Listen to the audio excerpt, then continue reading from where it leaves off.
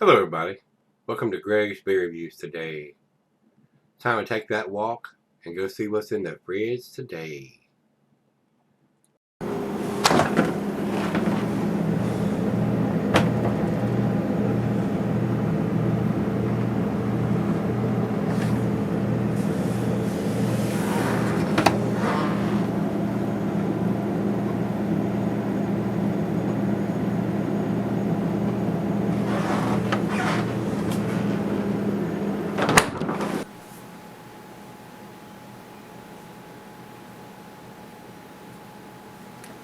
Hey everybody, welcome to Gregsbeerreviews today. Thanks a bunch for stopping by, I do appreciate it. Guys, today's beer comes from Barclay Brewing Company. This is their Maple Waves. And these guys are in Connecticut. And that's what it says here on the front. And I mean, it's, other than that, a little bit of purple and raspberry color, mauve, or whatever color that is. The label is black with the silver writing on it, so I mean, very hard to read. I mean, it is. I guess if you see a black label and all the other ones, it's going to draw your attention to it. There's no dating or vintage or anything on this guy, so I don't know, but it is a 13%er Imperial Stout with maple syrup, 13%. So pretty big. So let me take a look, quickie look here. Barclay Maple Waves, that can was $7.79. So not a cheap beer to buy, but again, it is a 13%. It's not barrel aged or anything, so for a 16-ounce pour of an 11%, I mean of a 13% at a bar or brew pub or something like that, you're going to pay $8 for it. I'm pretty sure of that. So it's not drastically expensive. So I mean, you probably would get a break on a 4-pack of this. You might save $2. So still a pricey beer. If it's $7.50. 780, 779, so 780 a pop. I mean, you can do the math there, 780 times 4, and then take $2 off of that. Still, man, that's chunk of change, but we shall see if it's worthy. Alright guys, 13%, they're out of Connecticut, and I think a pretty long commercial description. 20 IBUs according to Untappd, and bear with me. With this iteration of waves, we tweak the recipe a little to pull back on the roast and boost the sweetness. Our addition of real maple syrup in line the way to the pasteurizer allowed it to homogenize and spread equally through the beer, so each can has a nice balance. What you get with this iteration is a stout that leans a little more towards pastry without significantly overdoing it. As we experiment with the brewing system, we'll continue to tweak this recipe to perfection, and join us on the journey. The aroma is chocolate, maple, and coffee, along with classic stout notes of grist, toffee, and muted vanilla. The first taste is grain sweetness, followed by maple sweetness, and when it hits the mid-palate, you get waves of maple and coffee roast. The addition of maple, you get a lingering sweetness on the back palate. The beer is chewy and thick. You could possibly pour it on pancakes and be happy with the result. I don't know about all that, but we'll have to find out. So I got all the info we're going to get here, guys. So ABV, IBUs, and it's got 324 ratings on Untappd. So might be a 2022 edition. Could possibly be. If I was guessing, I would say that would be a logical. And this is pitch black, guys. This is used motor oil. That usually means it's going to be a really good beer, because some of that stuff is kind of opaque and look like a barley wine or something. They're a little on the thin side. If I'm drinking a 13%, I want it to have a full, thick, creamy mouthfeel. I mean, it's not pouring a lot of head. I can almost get that in there, but I'm not, guys. I'm not going to do it. About a half a finger, and it's still cascading up the side there. So very nice. Beautiful beer. Absolutely beautiful. Ain't no light coming through that. I mean, you probably have a flood lamp on the back side and wouldn't be able to see any light through that beer. That beer is gorgeous. Put your big board britches on for this one. 13%, guys. To the nose we go.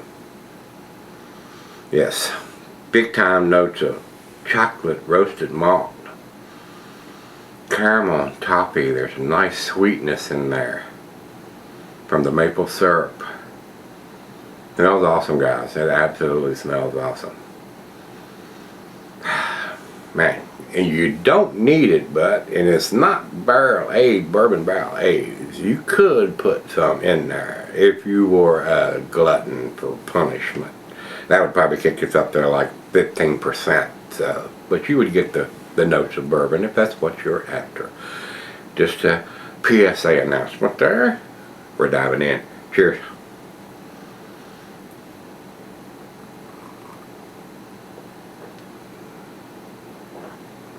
Yes. Smooth, creamy, sweet, maple syrup, chocolate, slight hint of vanilla. Absolutely awesome. Outstanding.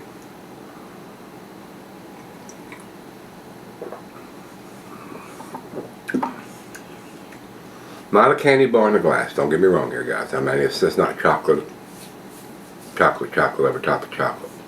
This is not a candy bar in a glass. This is a heavy duty, thick, rich, oily. I am getting a slight hint of some coffee there too. Well done, 13% stout. But like I said, this is not overly sweet. You're not getting a candy bar in a glass. So even though it's 20 IBUs, this is not overly sweet. So if you don't like those candy bars in the glass, this one may be the one for you.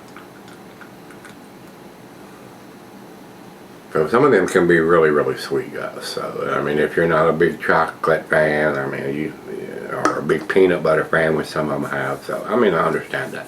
So this one is the basic version, and I agree. It's not quite to the pastry, but it's close. It's close to the pastry stout. So let's go sip on it. That's what we do.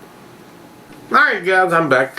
Super tasty beer, guys. I mean, this is a Hammer Lane beer, 13%. Great final beer of the evening, which it is for me. Super tasty, more traditional. Close to the pastry style, but not quite. For 13%, I mean, guys, some people may find it boozy.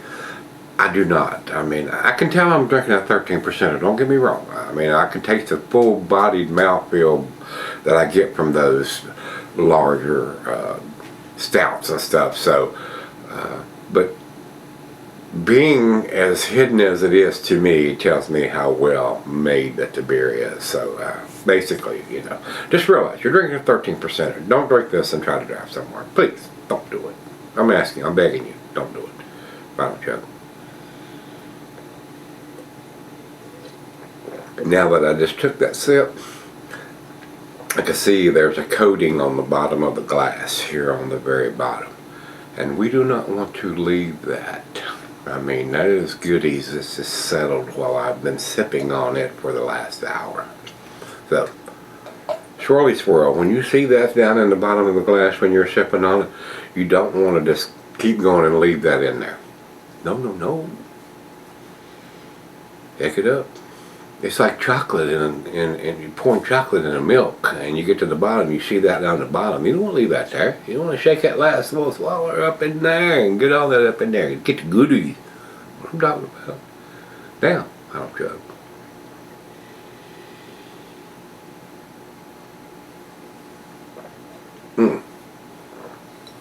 And that the viscosity of that beer, I mean, it's destroyed. You know, it's left the coating on that glass there. I mean, it's like I poured motor oil and then poured it out. I mean, it's coated the glass. So, solid A beer for me, guys. Absolutely an A. 95 for me. Super duper tasty. Over to Beer Advocate, they have 3 people commented on it. No score. Untapped has 324 people have commented, and I will be glad to add my name to that. 4.28, so that's most solidly in their A- to A scale, so we're in agreement. That is a tasty beer. That is a solid A95 for me, so I'm probably a little bit over this being a solid 95, but we're close. So, I enjoyed it. So if you've had Waves Maple or Maple Waves, on Untapped it's got Waves dash Maple. But when I read the can, I see the little bit that says Maple and then the big Waves. So is it Waves Maple or is it Maple Waves? Who cares? It's a tasty beer. Alright guys, if you've had Maple Waves Maple, let me know what you think. I liked it. Till we meet again, let's go see what's in the fridge.